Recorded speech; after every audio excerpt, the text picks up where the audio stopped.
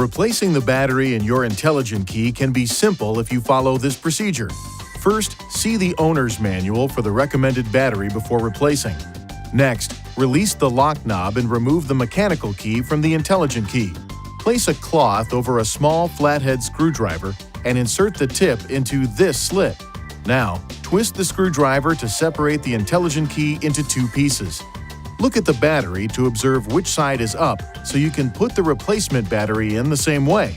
Ensure your hands are clean and free from oil and grease before touching anything inside the key fob. Carefully hold the new battery by the edges every time you pick it up.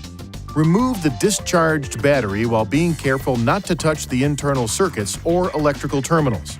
Gently place the new battery into the intelligent key with the negative side oriented in the same direction you noted during removal. Align the tips of the two halves and then close the key fob by pushing along the edges. Lastly, operate the intelligent key to ensure it works properly. If you need assistance with replacement, it is recommended you visit an INFINITI retailer.